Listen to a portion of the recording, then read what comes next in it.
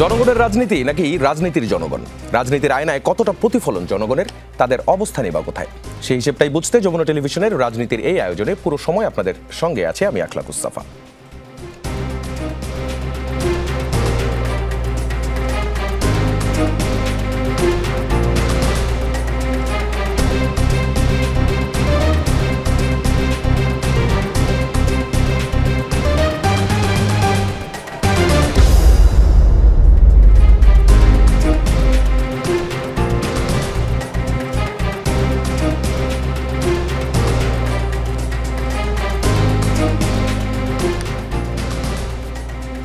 চলছে 12ই ফেব্রুয়ারি নির্বাচনের জমজমাট প্রচারণা। দেশের এ প্রান্ত থেকে ও প্রান্ত নির্বাচনী জনসভা পথসভায় ব্যস্ত বিএনপির চেয়ারম্যান ও জামায়াতের আমির।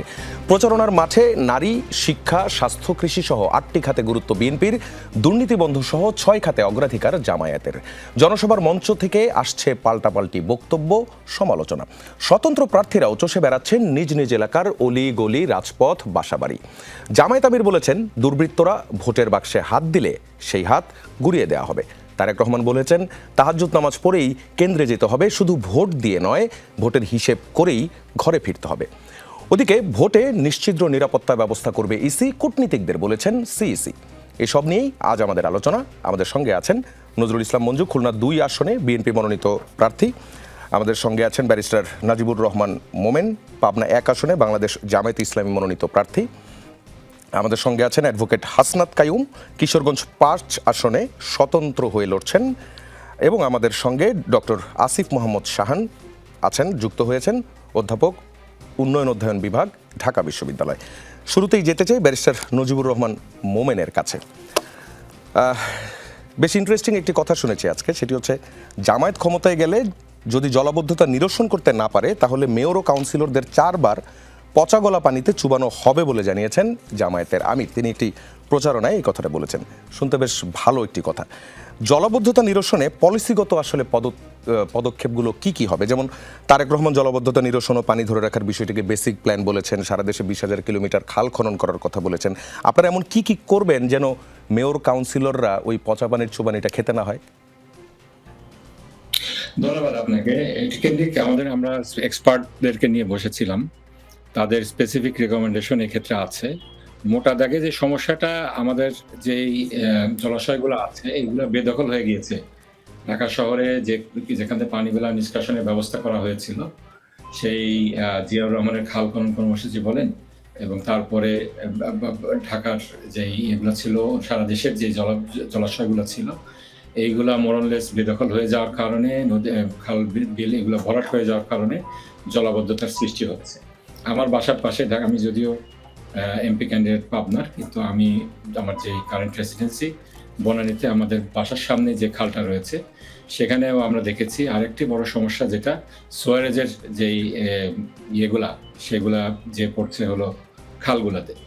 এইগুলা সমস্যাগুলো যদি সমাধান করা যায়, এগুলা সমস্যার সমাধান করা খুব বিগ থিং আমি বলবো না। এখানে সদিচ্ছার অভাব রয়েছে। এখানে যারা বড় বড় ব্যবসা করছে, হাউজিং বিজনেস বিশেষ করে, তাদের যে টাকা খেয়ে যে দুর্নীতিগুলা অসাধু করছে সরকারি কর্মকর্তারা, রাজক থেকে শুরু করে অন্যান্যরা, এগুলার কারণে দুর্নীতি হলো এখানে মূল কারণ, যার কারণে আমরা সাফার করছি, ঢাকাবাসী সাফার করছে, সারা দেশবাসী সাফার করছে। এটা যদি দুর্নীতির মূলোৎপাটন করা যায়, আমাদের যে অরিজিনাল জলাশয়গুলো রয়েছে এগুলো যদি পুনরুদ্ধার করা যায়, তাহলে এটা সমাধান সম্ভব বলে আমি মনে করি। এই জলাবদ্ধতা নিরসনের জন্য যতবারই চেষ্টা হয়েছে, আপনি দুর্নীতির কথা বলছেন, দুর্নীতির কারণে এগুলো হয়েছে অবশ্যই, কিন্তু নিরসনের কিছু চেষ্টা যতবার হয়েছে আমরা ততবার দেখেছি অলরেডি এস্টাবলিশড স্ট্রাকচার যেগুলো দুর্নীতির কারণেই হয়তো হয়েছে, সেই জায়গায় মানুষজন থাকে, এবং তখন ওই কাজটা করতে গেলেই তখন হচ্ছে যে একটা জনগণের বিরুদ্ধে যায় এমন এক ধরনের পরিস্থিতি তৈরি হয়। এমনটা যদি হয়, সেই জায়গাগুলো আপনারা মোকাবেলা করবেন কিভাবে? না, জনগণের সুবিধা অসুবিধার বিষয়গুলোতে দেখতে হবে। সেখানে আপনার দুর্নীতিকে প্রশ্রয় দেওয়া যাবে না, এটা হলো বটম লাইন। এরপরে ধরেন দুর্নীতিবাজরা, বিভিন্ন অসাধু রিয়েল এস্টেট ব্যবসায়ী যারা ছিল, হাউজিং ব্যবসায়ী যারা ছিল, তারা দেখা গেছে সাধারণ মানুষের কাছে জমি বিক্রি করে তারা চলে গিয়েছে। তো এক্ষেত্রে সাধারণ মানুষ সাফারার হচ্ছে কিনা এটাও দেখতে হবে। সবকিছু সমন্বয়ের ডায়ালগের মাধ্যমে আপনার দুর্নীতির মূলোৎপাটন করতে হবে এবং এই সমস্যাগুলোর বাস্তবসম্মত সমাধানগুলো দিতে হবে আমাদেরকে। এক্ষেত্রে এক্সপার্ট এবং জনপ্রতিনিধিদেরকে নিয়ে এখানে কমিটি করতে হবে এবং যেটা বাস্তবসম্মত সেইভাবেই কাজটা করতে হবে। আমাদের যেমন আমি যেটা জলাবদ্ধতা আমার বনানীর ক্ষেত্রে যেটা বললাম এগেইন, এখানে কেউ লেক দখল করেনি। লেক দখল করা ছাড়াই দেখা যাচ্ছে যে এখানে সুয়ারেজের লাইনগুলো আছে, যার কারণে এলাকাবাসী সাফারার হচ্ছে। তো এক্ষেত্রে দুর্নীতিটাই হলো মূল। অন্যান্য জায়গায় এখানে দখলের বিষয়ও আছে, যেগুলো একেবারে কি এরিয়া যেগুলো, সেখানে তো আপনার যদি দখল করে কেউ থাকে, এক্ষেত্রে সাধারণ জনগণও যদি সেখানে থাকে তাদেরকে রিলোকেট করতে হবে। সেক্ষেত্রে বাজেটের বিষয় আছে, সবকিছু বাস্তবসম্মত উপায়ে সমাধান করতে হবে।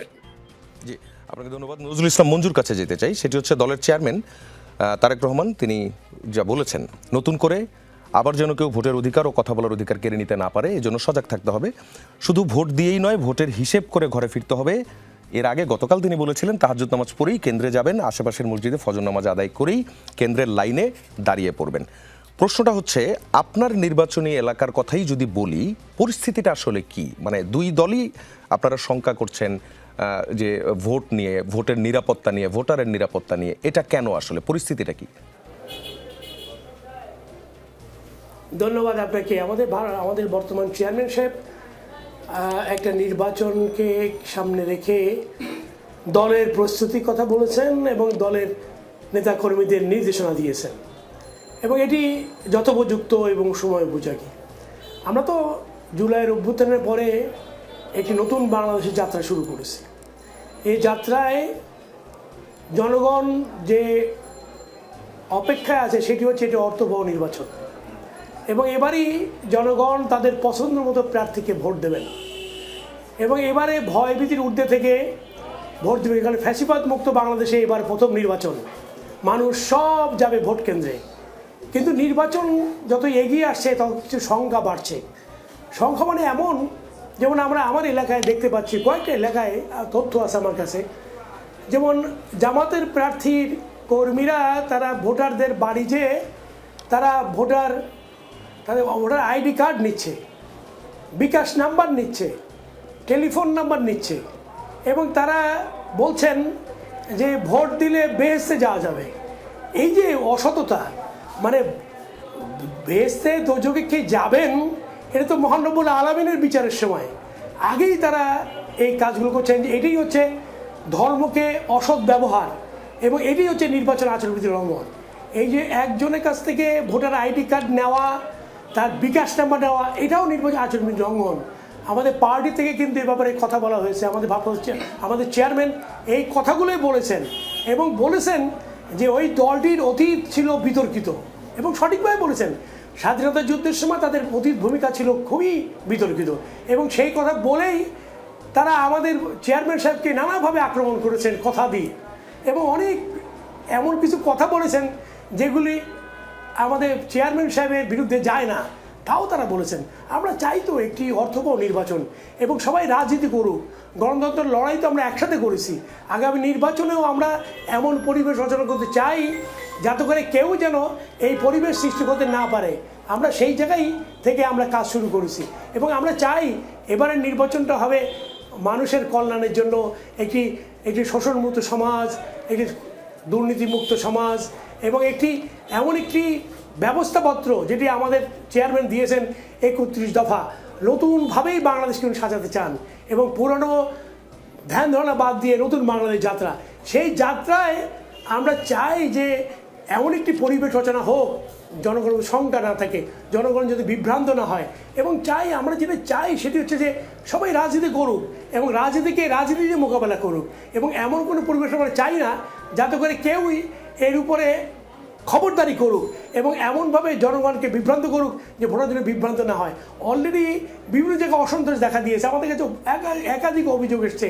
তারা বলেছেন যে তারা এই ব্যাপারে আমাদের কথা বলতে, কিন্তু আমরা আসলে কোনো রাজনৈতিক দলের বিরুদ্ধে এমন কোনো কথা বলতে চাই না, কারণ আমরা তো একসময় আন্দোলন করেছি একসাথে। এখন তাদের বিরুদ্ধে আমাদের কথা বলতে গেলে তারাও নাখোশ হন, এবং আমরা এটা চাই না। আমরা চাই যে তারা সংশোধন হোক এবং তারা এই ধরনের ছলচাতুরি বাদ দিয়ে রাজনীতির ভাষায় কথা বলুন এবং জনগণকে প্রস্তুত করুন আগামী নির্বাচনের জন্য যুক্তি দিয়ে, এবং এমন কথা বলুন যাতে করে মানুষ তাদের উপর আস্থা করতে পারেন।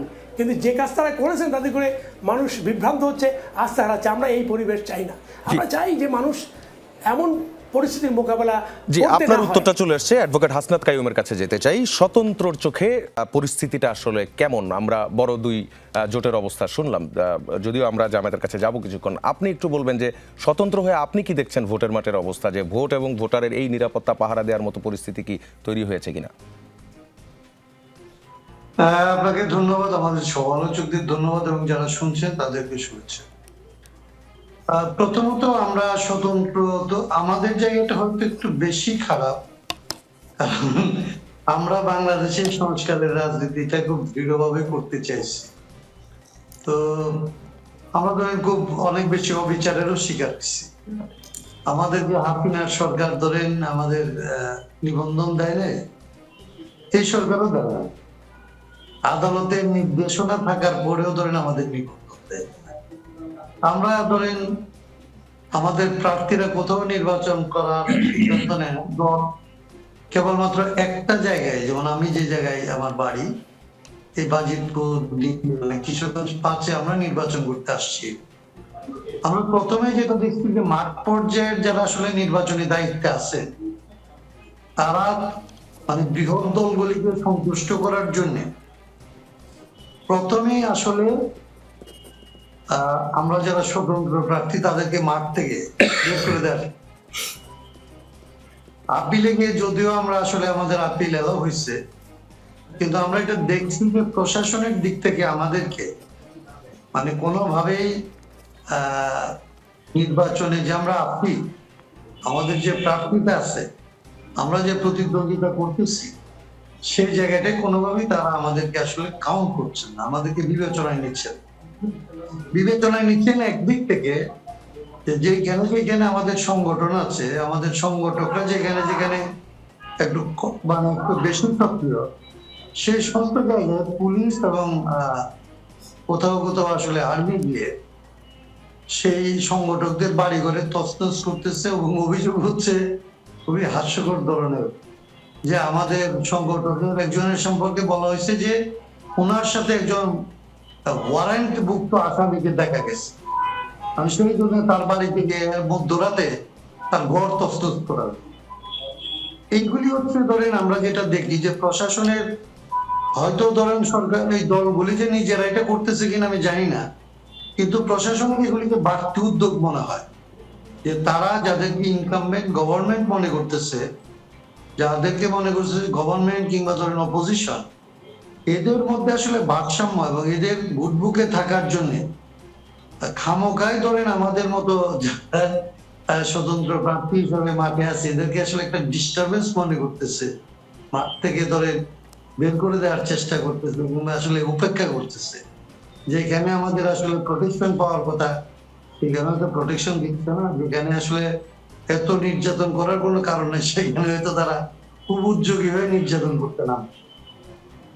আরেকটা যেটা হচ্ছে যে ধরেন এইটা আমাদের ব্যাপারে সরাসরি যে সমস্ত স্বীকার হচ্ছে, আরেকটা হচ্ছে যে বড় রাজনৈতিক দলগুলি নিজেদের মধ্যে অনেক জায়গায়, আমার এলাকায় ধরেন বিএনপির একজন প্রার্থী আছে, আবার বিদ্রোহী প্রার্থী আছে, তাদের নেতা নেত্রীদের মধ্যে প্রায়শই বিভিন্ন অঞ্চলে দ্বন্দ্ব, কোথাও কোথাও মারামারি পরিবেশ হচ্ছে, কোথাও কোথাও একটু মারামারি হচ্ছে, কোথাও কোথাও এদিকে কালকে একদিকে ছিল আজকে আরেকদিকে চলে যাচ্ছে, অবস্থান বদল হচ্ছে। এগুলোর জন্য খুব বিক্ষোভ এবং পরিস্থিতির মধ্যে এক ধরনের উত্তপ্ত একটা পরিবেশ তৈরি হচ্ছে, যেটা আসলে আমাদের মতো দলের প্রথমত আমরা ধরেন তো যারা আমরা এখানে দলীয় পরিচয় রাজনীতিটা নির্বাচনটা করছি না, তো আমাদের এই যে সাধারণ ভোটাররা তাদের মধ্যে একটা আসলে ভীতির সঞ্চার হচ্ছে, তাদের অনেকেই আসলে কেন্দ্রে যাবে কিনা, কেন্দ্রে যাইতে পারবে কিনা, এগুলি নিয়ে এক ধরনের সংশয় দেখা দিচ্ছে।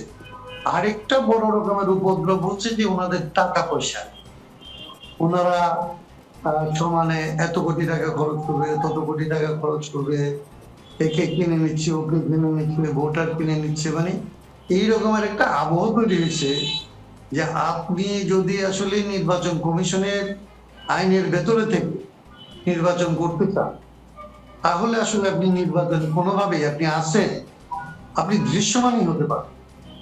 তারা ধরেন আপনাকে নির্বাচনী আইন কানুনের মধ্যে, আপনারা জানেন প্রচার প্রপাগান্ডার মধ্যে কি ধরনের রেস্ট্রিকশন আছে। যদি বড় দল যখন মানে স্পিকার মারতেছে, বড় দল যখন আসলে প্যানাফ্লেক্স ব্যবহার করে আসলে ব্যানার বানাইতেছে, কোথাও কোথাও পোস্টার মারতেছে, তখন ওইগুলি তারা দেখতে পাচ্ছেন। কিন্তু আমাদের যদি ধরেন পান থেকে চুন কষে, তাইলে ধরেন একটা হুঁশিয়ারি সতর্কতা এরকম একটা জি, অ্যাডভোকেট হাসনাত কাইয়ুম, আপনি 3টি পয়েন্টে বেশ বিস্তারিত বলেছেন।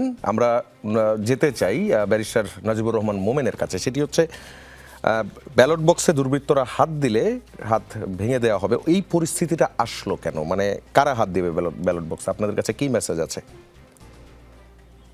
না, আমরা দেখছি বিভিন্ন জায়গায় একদল মনে করছে তারা ক্ষমতায় চলে গিয়েছে, এই থেকে ধারণা থেকে তারা বলছে ভোট তাদেরকে দিতে হবে। কিছু কিছু জায়গায় আমরা শুনছি যে হুমকি ধামকি দেয়া হচ্ছে যে ভোট যাদেরকে দেয়া হোক তারা ক্ষমতায় যাচ্ছে, ভোটারদেরকে ভোট কেন্দ্রে আসতে বাধা দেওয়া হচ্ছে, নিরুৎসাহিত করা হচ্ছে। এই আশঙ্কা কিন্তু রয়ে গিয়েছে। আজকে আমার এলাকায় দেখলাম 500 আওয়ামী লীগের নেতাকর্মী নাকি বিএনপিতে যোগ দিচ্ছে। তো যে ফ্যাসিবাদদেরকে যে পুনর্বাসন করা হচ্ছে, এই সব মিলা জনমনে কিন্তু একটা আশঙ্কা তৈরি হয়েছে।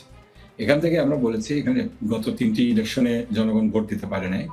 এইবার যদি সে একইভাবে একই কায়দায় জনগণকে ভোট প্রদান করতে বাধা দেওয়া হয়, তাহলে জনগণকে সাথে নিয়ে আমরা এটার প্রতিরোধ করবো। সেখান থেকে এই কথাটি বলা হয়েছে। যে বিএনপির তো একটা নির্দেশনা, আপনি আজকের একটা নির্দেশনাও শুনেছেন প্রচারণার মাঠ থেকেই। দলের চেয়ারম্যান তারেক রহমান তিনি বলেছেন তাহাজ্জুদের পরেই যেন তারা চলে যায় ভোট কেন্দ্রে এবং হচ্ছে যে ভোট গণনা শেষ করেই যেন ফিরে আসে। আপনাদের এমন কি পরিকল্পনা? আপনারা কি সাধারণভাবেই সবাইকে ভোট কেন্দ্রে যেতে আহ্বান জানাচ্ছি। আমরা চাই যে একটি নিরাপদ উৎসবমুখর পরিবেশে, যেখানে ভোটাররা ভোট কেন্দ্রে যেতে উৎসাহ বোধ করেন, সকলে ভোট দেবেন, অবাধ একটি সুষ্ঠু নিরপেক্ষ নির্বাচন হবে, যেই ক্ষমতায় আসুক জনগণের ভোটে সে আসুক, এটা আমরা চাচ্ছি। জি, এই যখন উদ্ভূত এই পরিস্থিতিতে কমিশনের এবং হচ্ছে লোকাল অ্যাডমিনিস্ট্রেশনের ভূমিকাগুলো কি কি দেখছেন? না, আমরা যেটা দেখছি, দেখেন এই ইলেকশন কমিশনে সাদ্দামের তার স্ত্রী পুত্র দুঃখজনকভাবে আত্মহত্যা করেছে, তার স্ত্রী, তার সন্তান কে হত্যা করা হয়েছে, তার স্ত্রী হত্যা করে তাকে নিয়ে এই যে প্যারোলের বিষয়টা নিয়ে একটি যে জলঘোলা করা হলো, তো পরবর্তীতে আমরা দেখছি যে কিছু সন্ত্রাসীকে কিন্তু পুলিশ প্রশাসন তাদেরকে আবার অ্যারেস্ট করার ব্যাপারে কিংবা আদালতে জামিন দেওয়ার ব্যাপারে খুব উদার দৃষ্টিভঙ্গি নিচ্ছে। এইটা কিন্তু আশঙ্কাজনক।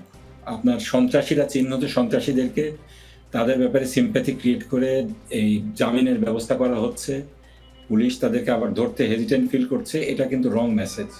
তো আমি যেটা বলবো যে হাদির হত্যাকাণ্ডের থেকে এটা পরিষ্কার হয়ে গিয়েছে, এই ফ্যাসিবাদী শক্তি ইলেকশনকে বানচাল করার জন্য, এই আইন শৃঙ্খলা পরিস্থিতির অবনতি ঘটানোর জন্য চেষ্টা করছে। এখানে যদি মিডিয়ার মাধ্যমে সন্ত্রাসীদের প্রতি সিম্প্যাথি ক্রিয়েট করা হয়, অবশ্যই যে ধরনের ঘটনাগুলো ঘটেছে এই ফ্যাসিবাদী সরকারের সময় আমরা দেখেছি, যেখানে অনেক অমানবিক ঘটনা ঘটেছে। একটা ব্যক্তির তার স্ত্রী পুত্র মারা যাওয়ার পরে তাকে প্যারোলে কিছুক্ষণের জন্য জানাজা অংশগ্রহণ করতে না দেওয়ার কি কারণ থাকতে পারে আমি জানি না। এটা যেমন না দেওয়াটা ন্যাক্কারজনক, আবার এটাকে পুঁজি করে যদি আদালতের উপর প্রেশার ক্রিয়েট করা হয় জামিনের ব্যাপারে এবং প্রশাসনের উপর প্রেশার ক্রিয়েট করা সন্ত্রাসীদের না ধরার ব্যাপারে, এটা দুঃখজনক হবে। আমাদের এই প্ল্যাটফর্মে নজরুল ইসলাম মঞ্জুর কিছুক্ষণ আগে কথা আপনি শুনছিলেন, প্রশাসনকে ফ্যাসিবাদকে কোনোভাবেই প্রশ্রয় দেওয়া যাবে না, তাদেরকে আবার মাঠে নামতে দেওয়া যাবে না। আওয়ামী লীগের এই ভোট টানাতে জামায়াতও তো আছে, আমরা বিভিন্ন জায়গা থেকে সেই তথ্যও তো পেয়েছি যে আওয়ামী লীগের ভোট জামায়াত আছে। না, ভোট আপনি টানতেই পারেন, ভোট কেন টানবেন না? সাধারণ যারা ব্যক্তি, তাদেরকে আপনি আদর্শের কথা বলেন, আদর্শের কথা বললে আদর্শের পথে যদি কেউ আসে আপনার আদর্শের প্রতি মুগ্ধ হয়ে, সেটা ডিফারেন্ট জিনিস। কিন্তু তাই বলে আপনার যাদের বিরুদ্ধে মামলা রয়েছে, যারা জেলখানায় ছিল, তাদেরকে আপনি ছাড়ানোর ব্যবস্থা করে দলে নিয়ে আসবেন, এই চিহ্নিত সন্ত্রাসীদেরকে দিয়ে এলাকায় আপনি সন্ত্রাস সৃষ্টি করার চেষ্টা করবেন, এটা তো গ্রহণযোগ্য হতে পারে না। আমাদের কথা হলো যাদের বিরুদ্ধে কোনো মামলা নেই, যারা নিরীহ মানুষ, তাদেরকে যেমন হয়রানি করা যাবে না, অন্যদিকে যারা চিহ্নিত আসামি, যারা জেলখানায় ছিলেন, তাদেরকেও এই অজুহাতে, এই আপনার ইলেকশনের অজুহাতে তাদেরকে ছাড়া যাবে না। জি, নজরুল ইসলাম মঞ্জু তার বক্তব্যে আপনাকে আপনাদের দলের বেশ কিছু ফিল্ড লেভেলে কি কি হচ্ছে সেগুলো বলতে যেয়ে তিনি বললেন যে বেহেশতে যাওয়ার টিকিটের কথা অথবা ধর্মীয় অনুভূতি ব্যবহার করার কথা, এই বিষয়ে আসলে কি বলবেন? দেখেন, এই ধরনের একটা ন্যারেটিভ তারা তৈরি করছে, মানে কোশ্চেনটাই এমন যে আমরা বেহেশতের টিকিট বিক্রি করছি, এই ব্যাপারে আপনারা কি বলেন? বেহেশতের টিকিট আমরা যতটা বলেছি, আমার কাছে ডাটা আছে, আপনি চাইলে আমি এখনো শোনাতে পারবো। বিএনপির নেতাকর্মীরা বেহেশতের টিকিটের কথা বেশি বলছে। বেহেশতের টিকিটের কথা আমরা বলি না, আমরা ধর্মভিত্তিক রাজনীতি করি। আমরা ধর্মকে রাজনীতির স্বার্থে ব্যবহার করি না, আমরা ধর্মভিত্তিক রাজনীতি করি। আদর্শের কথা আমাদেরকে বলতেই হবে। ভোটের ব্যাপারে আমাদের পরিষ্কার কথা, এটা একটা আল্লাহর পক্ষ থেকে দেয়া আমানত। এটাকে মানুষকে ব্যবহার মানে তাদের বিবেক বুদ্ধি খাটিয়ে ভোট প্রয়োগ করতে হবে। এক্ষেত্রে যদি পয়সার কাছে পরাজিত হয়ে কিংবা কালো টাকার কাছে পরাজিত হয়ে, স্বার্থের কাছে পরাজিত হয়ে কেউ বিবেককে বন্ধক রেখে ভোট দেয়, তাকে অবশ্যই আল্লাহর সামনে জবাবদিহি করতে হবে। আপনাদের আইনজীবী ব্যারিস্টার শাহরিয়ার কবির তিনি একটি উঠান বৈঠকে তিনি যে কথা বলেছেন, এই বিষয়ে আপনি কি বলবেন? তিনি, আমি আপনাকে জিজ্ঞেস করি, শাহরিয়ার কবির জামাতের কে, কোন পজিশন সে হোল্ড করে, আপনি আমাকে বলেন না, কিন্তু তিনি তো বিভিন্ন জায়গায় জামায়াতের রিপ্রেজেন্টেটিভ হিসেবে কথা বলেন জামাত এবং তিনি, রিপ্রেজেন্টেশন করলেই তো হবে না। টক শোতে আচ্ছা, অনেকে তিনি অনেক যে বড় বড় কথাটা কথা বলেছেন বলেন, যে তারপরে সবাই দাঁড়িপাল্লায় দিবে না। ভোট না দিলে শাহরিয়ার কবির কি আখিরাতে যে কি জবাব দিবেন? নেতা কর্মীর মধ্যে আছেন, শাহরিয়ার কবির কি ইলেকশনে অংশগ্রহণ করছেন? আমি আপনাকে বিএনপির একেবারে স্পেসিফিক যারা ইলেকশনে অংশগ্রহণ করছেন তাদের রেফারেন্স দিয়ে দেখাতে পারবো। তারা বলছেন ধানের শেষে ভোট দিলে শুধু জান্নাত পাওয়া যাবে সেটা না, জান্নাতুল ফেরদাউস পাওয়া যাবে। আমরা তো সে কথা বলছি না। আচ্ছা, তার মানে শাহরিয়ার কবিরকে কি আপনারা ডিজোন করছেন? শাহরিয়ার কবিরকে ডিজন করার কিছু নেই। সে তো সংগঠনের আমাদের জামাতের কোনো র্যাঙ্ক এন্ড ফাইলে কিছুতে নেই। সে কি জামাতের রোকন? সে কি জামাতের কোনো দায়িত্বশীল? সে কি জামাতের এমপি প্রার্থী? আপনি আমাকে বলেন। আচ্ছা, কিন্তু তার বক্তব্যের দায়িত্ব জামাতের উপর উঠছে। একজন জামাতের কোনো র্যাঙ্ক এন্ড ফাইলের না, তার বক্তব্যের দায়িত্ব জামাতকে কেন নিতে হবে? কারণ তিনি জামাতের পক্ষে তো প্রচারণাটা করেছেন। পপুলার রাজনৈতিক সংগঠন, এটাকে অনেকে পছন্দ করতেই পারেন, এটার অনেকে সমর্থক হতেই পারেন। তাই বলে যারা জামাতের পক্ষে ব্যাট ধরবেন বিভিন্ন মিডিয়াতে, তাদের সবার ব্যাপারে দায়িত্ব জামাতকে নিতে হবে? Not necessarily. জামাতের যারা র্যাঙ্ক এন্ড ফাইলে আছেন, জামাতের যারা দায়িত্বশীল আছেন, আমাদের কেউ যদি আনগার্ডেড কথা বলেন তাকে আমরা শোকজ করছি। শাহজাহান চৌধুরী চাচা, তার মধ্যে এরকম একজন ত্যাগী নেতা, এরকম কেন্দ্রীয় নেতা, তাকেও আমরা শোকজ করি, তাকেও ছাড় দেওয়া হয়নি। জামাতের যারা র্যাঙ্ক এন্ড ফাইলের না, তাদেরকে তো আমরা শোকজ করতে পারি না। জি, আপনার উত্তরটা পরিষ্কার। ডক্টর আসিফ মোহাম্মদ শাহানের কাছে যেতে চাই। সেটি হচ্ছে, আপনি নিজে পুরো আলোচনাগুলো শুনছিলেন। দুই বড় জোটের দুইজন প্রার্থী আছেন এবং একজন স্বতন্ত্র প্রার্থীও আছেন। মাঠের বাস্তবতা বললেন এবং তাদের শীর্ষ নেতৃত্বের যে মন্তব্যগুলো, সেই মন্তব্যগুলোরও তারা বিশ্লেষণ করলেন। আপনার কাছে যেটি জানতে চাই সেটি হচ্ছে, ভোট পাহারা দেওয়ার ইস্যুটি অথবা হচ্ছে ভোটের কারচুপির ইস্যুটি অথবা ব্যালট বক্সে হাত দেওয়ার যে ইস্যুগুলো আসছে সামনে, এটি আসলে কেন আসছে? এগুলো মোকাবেলার জন্য আসলে কি করা সম্ভব? মানুষের আবার স্বতন্ত্র প্রার্থী একজন তিনি এটাও বললেন যে ভোটাররা আসলে ভয় পাচ্ছে, এই ভয় কাটানোর উপায় কি? ধন্যবাদ আপনাকে আপনার প্রশ্নের জন্য। দেখুন, এইটা খুব সোজা একটা উত্তর হচ্ছে। সহজ উত্তরটা হচ্ছে এই জায়গায় যে এই যে বাংলাদেশের রাজনৈতিক দলগুলো যারা ভোটে অংশগ্রহণ করছেন, তারা একজন আরেকজনকে মোটেও বিশ্বাস করেন না। যেহেতু তারা হচ্ছে একজন আরেকজনকে বিশ্বাস করেন না, তাদের মধ্যে কোনো ধরনের ট্রাস্ট নেই এবং তারা এটাও মনে করেন না যে হচ্ছে আরেকটা দল সঠিক উপায়ে নির্বাচনী প্রচারণা চালাচ্ছে বা চালাবে।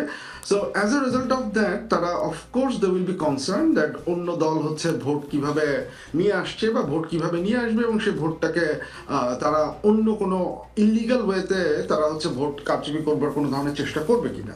এখন এই যে ধরেন এই যে ট্রাস্ট না থাকাটা, এটা যে খুব অস্বাভাবিক কিছু তা না, অনেক জায়গাতেই থাকতে পারে। কিন্তু এই ট্রাস্ট যদি না থাকে, তখন সরকারের ভূমিকাটা খুব গুরুত্বপূর্ণ হয়ে যায়। আপনি যদি ধরেন পরস্পরকে আপনি ট্রাস্ট করেন না, কিন্তু তারপরেও নির্বাচন সুষ্ঠু হতে পারে। কখন হতে পারে? যখন আপনি জানেন যে নির্বাচন কমিশন বা হচ্ছে ল এনফোর্সমেন্ট এজেন্সি বা অ্যাডমিনিস্ট্রেশন যারা আছে, তারা তাদের দায়িত্বটা ঠিকঠাক মতো পালন করছেন, তারা তাদের যে কার্যাবলী সেটা ঠিকঠাক মতো পালন করছেন।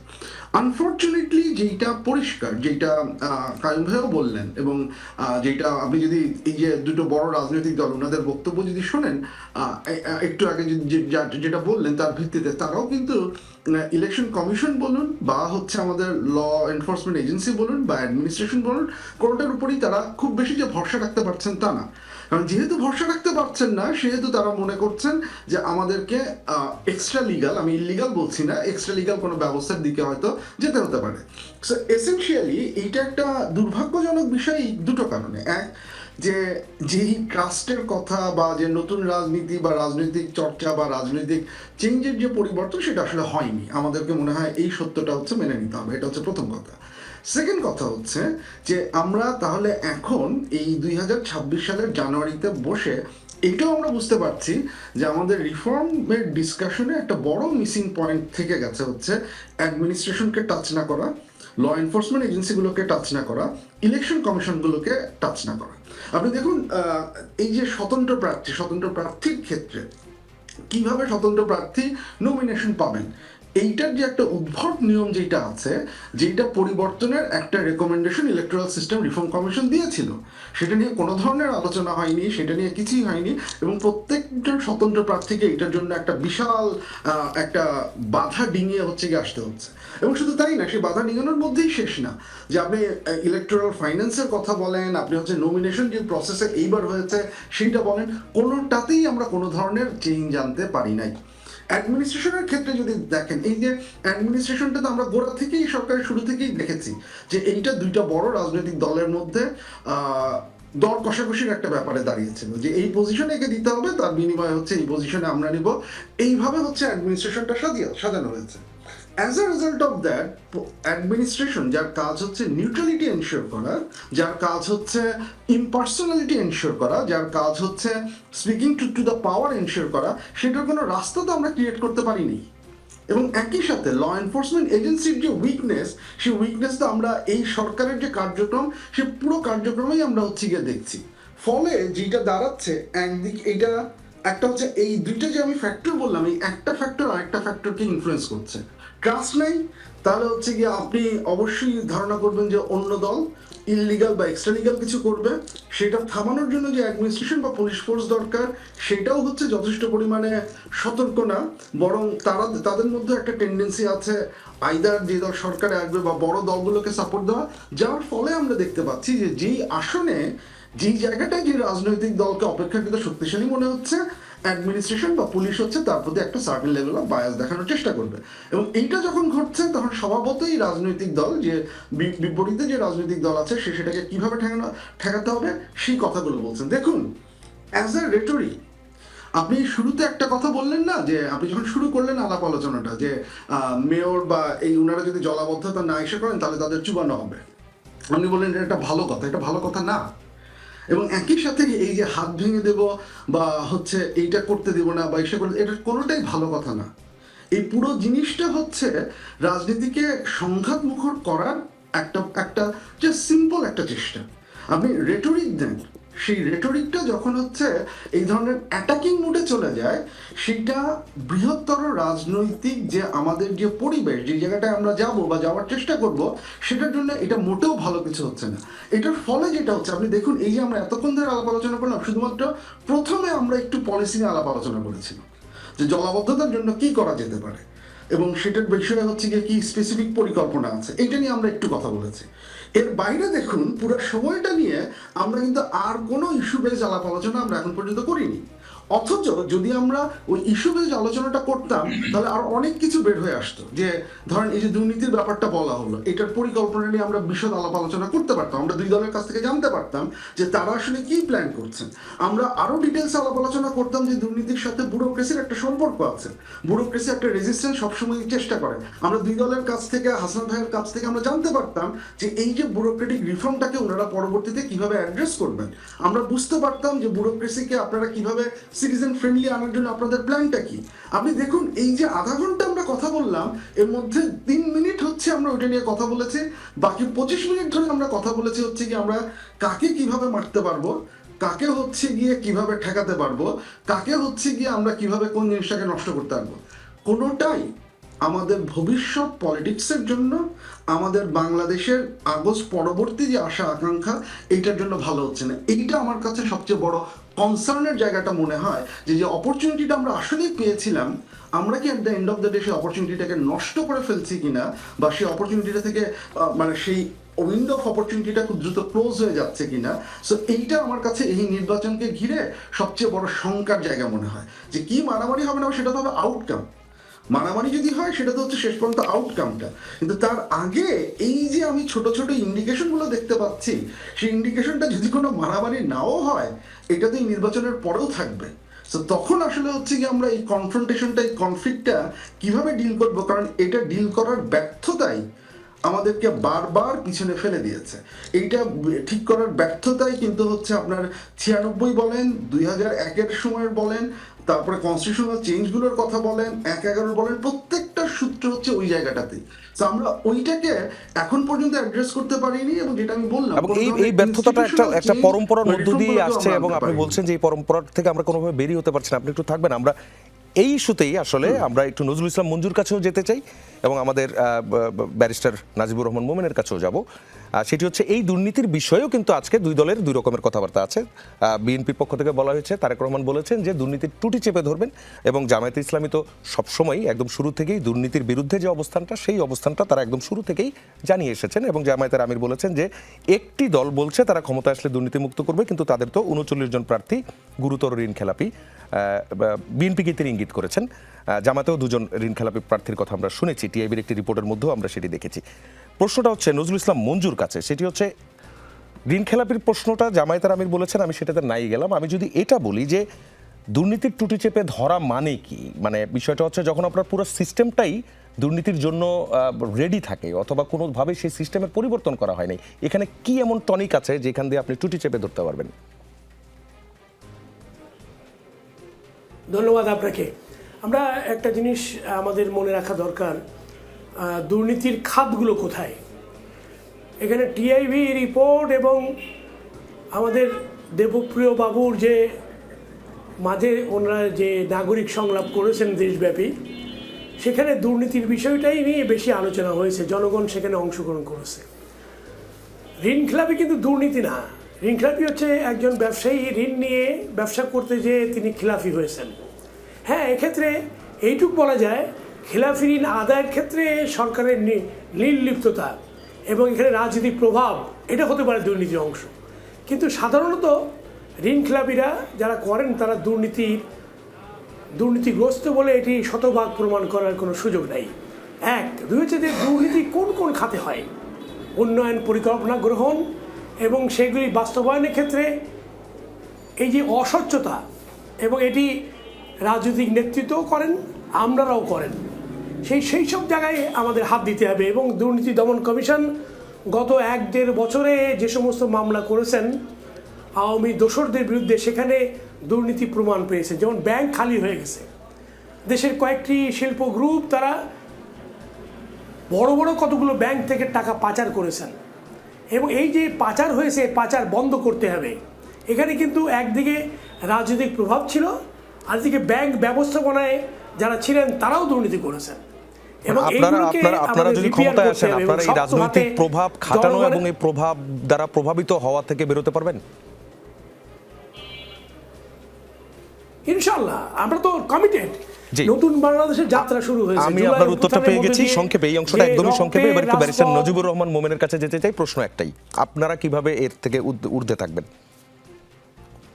দেখেন, এখানে সেটা কয়েকটা বিষয় আছে। আমি কিন্তু যে আমাদের যিনি বললেন যে আসলে পলিসি নিয়ে ডিসকাশনগুলো হওয়া উচিত, সেগুলো না হয়ে দেখা যাচ্ছে যে বিষয়গুলো কাদা ছোড়াছুড়ি পর্যায়ে চলে যাচ্ছে। এটা আমি আলোচনা শুরু করেছিলাম, কিন্তু যখন আমাকে আপনি প্রশ্ন করেছিলেন, আমি কারোর বিরুদ্ধে কিন্তু কিছুই বলিনি, আমাদের পলিসির আমি ব্যাখ্যা দিয়েছিলাম। তো আমাদের ওই ইতিবাচক আলোচনায় হওয়া উচিত, এটার সাথে আমি সম্পূর্ণরূপে একমত। এবং ভবিষ্যতে আমরা কে কিরকম বাংলাদেশ গড়তে চাই সেটাই আমাদের আলোচনা করা উচিত। দুর্নীতির বিরুদ্ধে কিভাবে লড়তে হবে সে বিষয়ে আমরা স্পেসিফিক্যালি, এটা আমাদের নির্বাচন যে ইয়েটা আছে সেখানে আমরা উল্লেখ করেছি।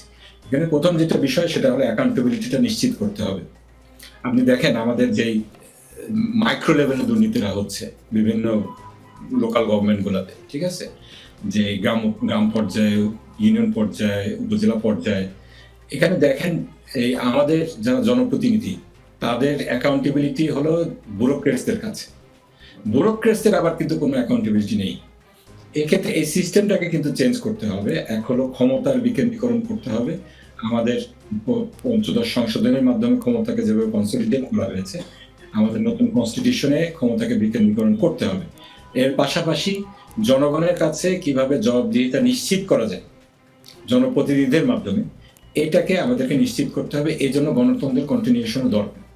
এর পাশাপাশি আমরা যেটা বলেছি যে এই আমাদের যে দুর্নীতি দমন কমিশনগুলো আছে, এই ব্যুরোক্রেটিক যে ইয়েগুলো আছে, ইনস্টিটিউশনগুলো আছে, এইগুলোকে যুগোপযোগী করতে হবে। এর পাশাপাশি আমাদের জনপ্রতিনিধি, এরা হলো মূল বিষয়, তাদের কাছে আলটিমেটলি বিষয়টা যেতে হবে। যখন যাবে জনপ্রতিনিধিরা সৎ কিনা এটাকে আমাদেরকে নিশ্চিত করতে হবে। যে 39 জন ঋণখেলাপির কথা বললেন, বাংলাদেশের ঋণখেলাপি কিন্তু নর্মালি আপনি যেভাবে মানে বলা হলো যে তারা ব্যবসা করতে গেছে, ব্যবসা করতে যেয়ে লোন শোধ করতে পারেনি, এটা কিন্তু না। বাংলাদেশের অর্থনৈতিক খাতের যে বিপর্যয় যদি দেখেন, নামমাত্র কাগজপত্র দিয়ে, মানে কোনো কাগজপত্র ছাড়াই হাজার হাজার কোটি টাকা লোন নিয়ে আপনার এটা মেরে দেওয়া হয়েছে, মানে জনগণের টাকা লুটপাট করা হয়েছে। এটা মানে, এবং তাদেরকে ক্লিন চিট দেয়া, তাদের জি, আমরা এই অংশটাতে আর না যাই। আপনি নিজেই শুরুতে বলছিলেন যে ওই পার্সোনাল অ্যাটাকের দিকে আর যাবেন না, তবে আমরা মেসেজটা পেয়েছি। আমরা এই জায়গাটাতে সংক্ষেপে অ্যাডভোকেট হাসনাত কাইয়ুমের কাছে যেতে চাই। বড় দুই দল বলছে দুর্নীতি করবে না, আপনি স্বতন্ত্র প্রার্থী, বলেন তো আসলে করবে না দুর্নীতি, অথবা আপনি নিজেও করবেন না? সুযোগ আছে দুর্নীতি করার।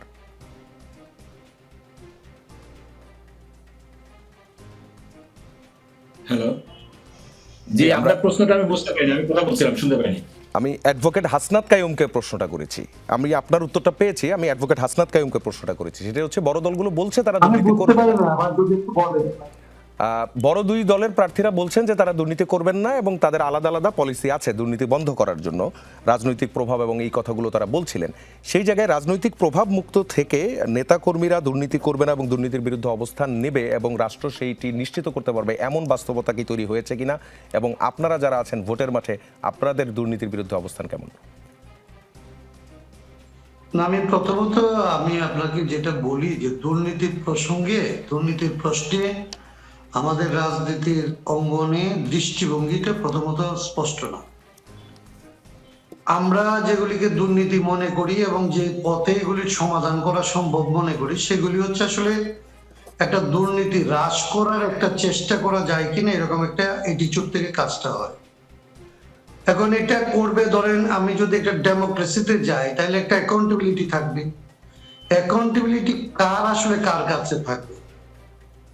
প্রথমত আমি যেটা মনে করি যে বাংলাদেশে দুর্নীতিটা শুরু হচ্ছে আসলে জনপ্রতিনিধি, আমরা যাদেরকে মনে করি তারা আসলে জনপ্রতিনিধি না, তারা একটা দলের প্রতিনিধি এবং বিশেষত একটা দলের প্রধানের প্রতিনিধি, এবং তার আসলে জনগণের কাছে কোনো অ্যাকাউন্টেবিলিটি থাকে না, তার দুর্নীতিরই আসলে কোনো ধরনের জবাবদিহিতা থাকে না।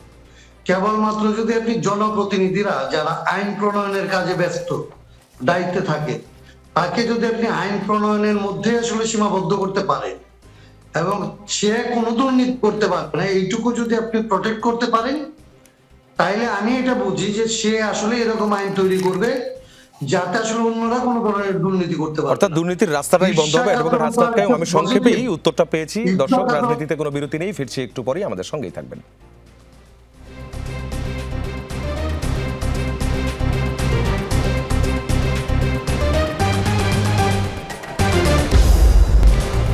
দর্শক, আবারও স্বাগত, ফিরে এলাম রাজনীতির আলোচনায়। এই অংশে ডক্টর আসিফ মোহাম্মদ শাহানের কাছে যেতে চাই। সেটি হচ্ছে যে একটি খবর নিশ্চয়ই চোখে পড়েছে আজ, মন্ত্রীদের ফ্ল্যাট ইস্যু।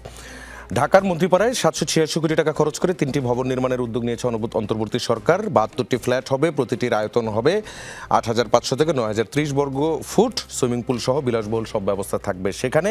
এরই মধ্যে 15টি বাংলো বাড়ি আছে। বেলি রোডে মিনিস্টার্স অ্যাপার্টমেন্ট নামে 3টি ভবন রয়েছে, প্রতি ভবনে 10টি করে 30টি ফ্ল্যাট রয়েছে।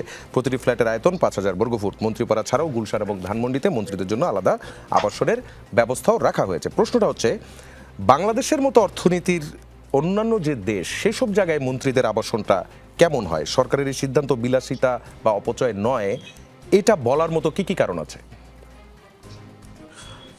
আমি আপাতত কোনো কারণ দেখি না। আমি এখনো সরকারের কাছ থেকে কোনো ধরনের ব্যাখ্যা পাইনি কেন, কোন যুক্তিতে তারা এটা করেছেন। সেই ব্যাখ্যা পেলে হয়তো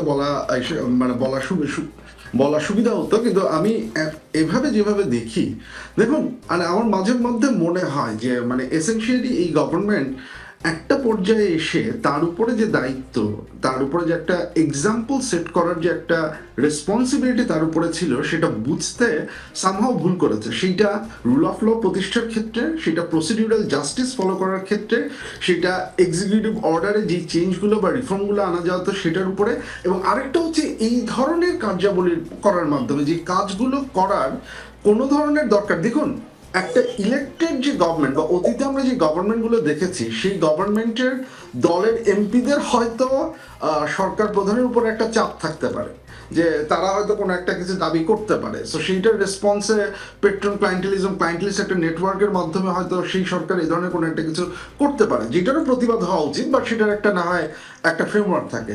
এই সরকারের আসলে সেই নেটওয়ার্কটা কোথায়, এই সরকারের আসলে এমন কে, কোন রাজনৈতিক দল বা কারা, কোন ভবিষ্যৎ এমপি, কোন ভবিষ্যৎ মন্ত্রী সরকারের কাছে যে দাবি জানিয়েছেন যে এই কাজগুলো করতে হবে। So এইটা আসলে কোন ধরনের কুইক প্রোকো রিলেশনশিপ চলতেছে আমি বুঝতেছি না, যে আপনি কি মানে ভবিষ্যতে ইসে করে আমি জানি না কেন এই ধরনের কাজকর্মগুলো করা হচ্ছে। এবং এইটা শুধুমাত্র আপনি যেটা বললেন যে এটা অর্থনৈতিক অবস্থার কোয়েশ্চেন না। ধরা যাক বাংলাদেশের অর্থনৈতিক অবস্থা প্রচন্ড ভালো, তার মানে কি আপনি এরকম নিতে পারবেন?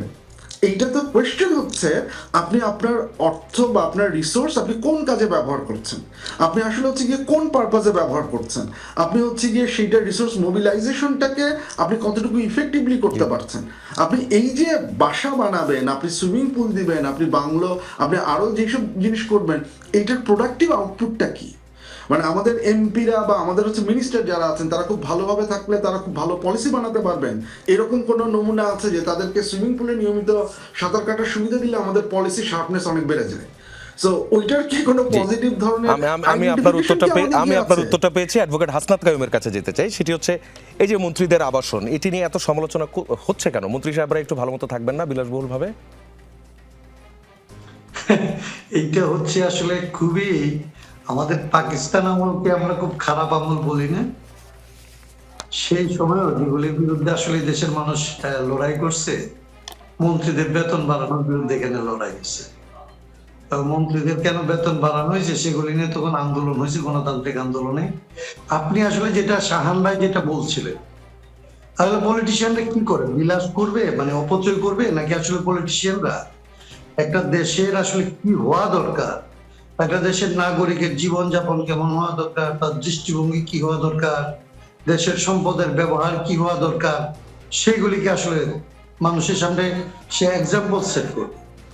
এখন মানুষের সামনে যদি এইরকম এক্সাম্পল সেট হয় যে অপচয়ই হচ্ছে আসলে তার কাজ, তাহলে আপনি দেশের কাছ থেকে আসলে দেশের কোনো প্রোডাক্টিভিটি এদের নেতৃত্বে আপনি পাবেন, শাহান যেটা বললো তার উল্টাটা হবে।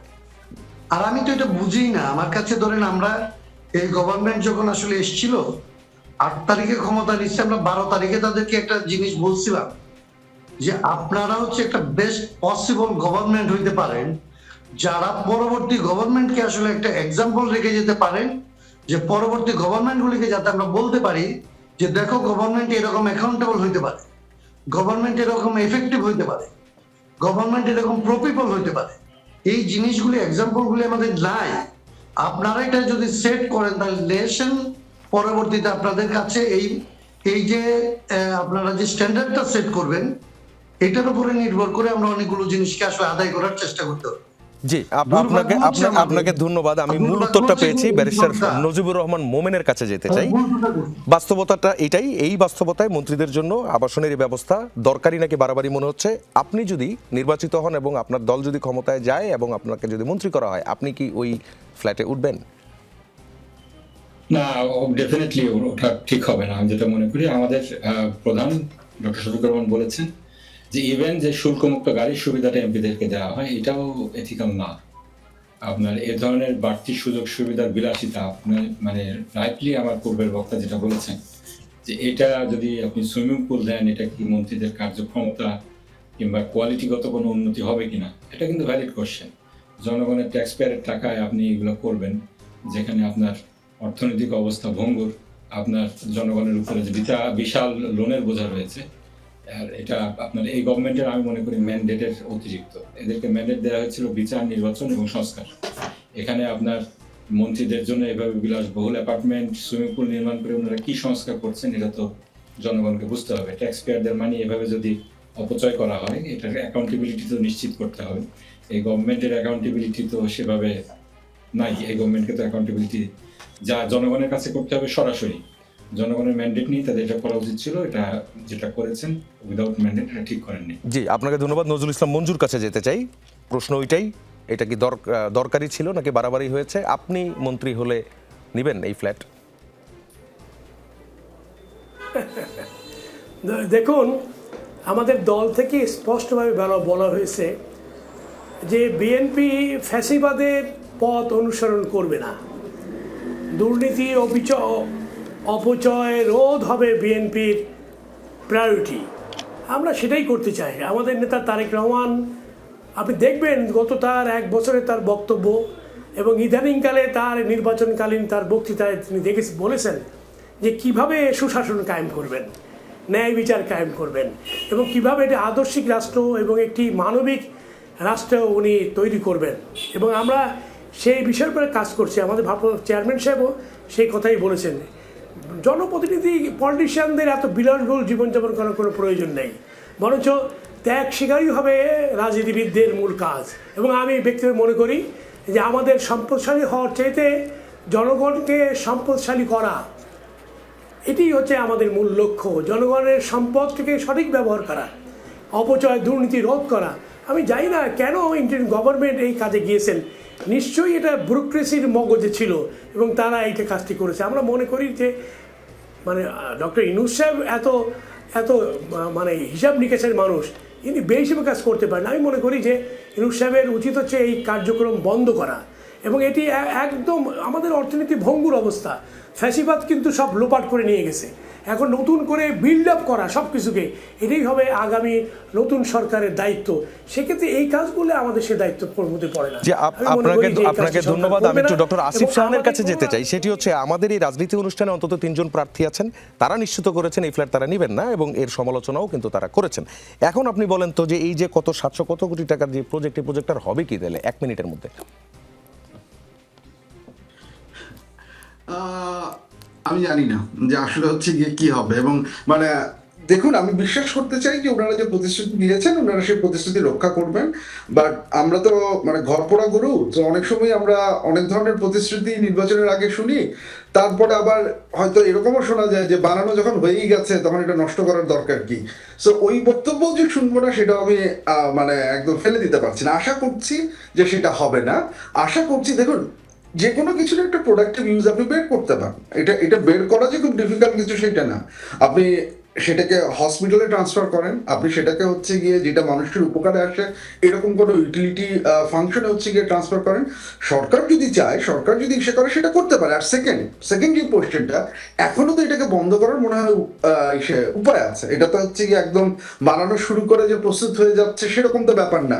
সো যদি রাজনৈতিক দলগুলো আসলেই মনে করে, আমার মনে হয় ভবিষ্যতে আমরা নেব কিনা তার চেয়ে বরং আমার কাছে উপযুক্ত হিসেবে মনে হয় এখনই যদি প্রত্যেকটা রাজনৈতিক দল সরকারের কাছে তাদের বক্তব্যটা পাঠায় যে আমরা কেউই এটা গ্রহণ করতে চাই না, এই ধরনের কোনো প্রকল্প আপনারা নেবেন না, আমার মনে হয় সেইটা আমাদের ট্রাস্টটাও বৃদ্ধি করবে পলিটিক্যাল পার্টিগুলোর প্রতি, যে দে আর সিরিয়াস অ্যাবাউট ইট, এবং সেইটার একটা হয়তো হচ্ছে গিয়ে বাস্তবসম্মত ভিত্তি থাকতে পারে বলে আমার মনে হয়।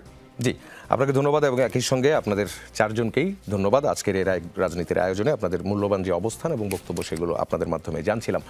দর্শক, প্রতিশ্রুতি অনেক, অভিযোগ আর সমালোচনাও কম নয়। শেষ পর্যন্ত সিদ্ধান্ত নেবেন ত্রয়োদশ জাতীয় সংসদ নির্বাচনের ভোটাররাই। তারা তাকিয়ে আছেন কথার ফুলঝুরি নয়, বরং নিরাপদ এবং শান্তিপূর্ণ একটি ভোটের পরিবেশের দিকে। রাজনীতির আয়োজন আজ এই পর্যন্তই। আমরা ফিরব আগামীকাল একই সময়ে। থাকবেন যমুনা টেলিভিশনের সঙ্গে।